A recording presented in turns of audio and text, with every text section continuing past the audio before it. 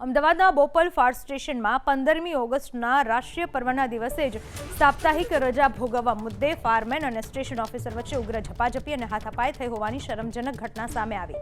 સ્વાતંત્ર્ય દિને હાજરીના સમયે એક ફાયર કર્મચારી ગેરહાજર હોવાનું સ્ટેશન ઓફિસરના ધ્યાને આવ્યું, જે બાદ મંગળવારે સ્ટેશન ઓફિસર દ્વારા સંબંધિત ફાયર કર્મચારીને બોલાવી રજા અંગે કારણ પૂછી ઠપકો આપતા જ મામલો બીચક્યો।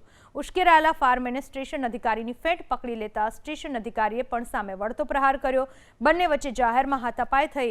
ફાયર બ્રિગેડ જેવા શિસ્તબદ્ધ વિભાગમાં બનેલી આ ઘટનાને ચીફ ફાયર ઓફિસરે અત્યંત ગંભીરતાથી લીધી।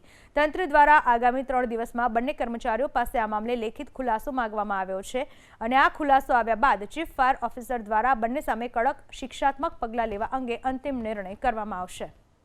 ફાયર બ્રિગેડ જેવા શિસ્તબદ્ધ વિભાગમાં બનેલી આ ઘટનાને ચીફ ફાયર ઓફિસરે અત્યંત ગંભીરતાથી લીધી।